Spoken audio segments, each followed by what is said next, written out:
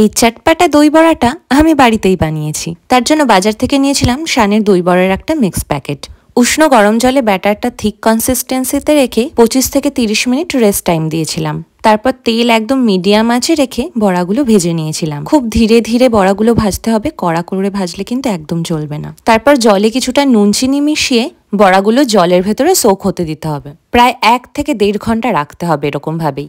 আর এদিকে আমি একটু তেলের ওপরে গোটা জিরে, সর্ষে, গ্রেট করা আদা, কারি পাতা আর কয়েকটা কাঁচা লঙ্কা দিয়ে, হিন্দিতে যাকে বলে ছক লাগাতে হবে, দেন সেটা জলের ওপরে দিয়ে দেব, ফ্লেভারটা যাতে সুন্দর আসে। এরপর একটা পাত্রে অনেকটা টক দই নিয়ে তাতে চিনি মিশিয়ে ভালো করে মিক্সড করে নিতে হবে। তারপরে অনেকক্ষণ ধরে ভিজিয়ে রাখা সেই বড়াগুলো এতে দিয়ে দিতে হবে। আমি এখানে একটা ভুল করেছি, তোমরা কিন্তু করো না। বড়াগুলো ভালো করে জল থেকে চিপড়ে তারপরে দইয়ের ভেতরে দিও, এতে আরো ভালোভাবে দইটা ভেতরে ঢুকবে। এরপর আর কি, প্লেটের ওপরে সুন্দর করে সাজিয়ে তেঁতুলের টক মিষ্টি চাটনি আর ঝাল ঝাল ধনেপাতার চাটনি দেব, ওপর থেকে একটু লাল লঙ্কার গুঁড়ো আর ঘরে বানানো একটা ভাজা মশলা দেব।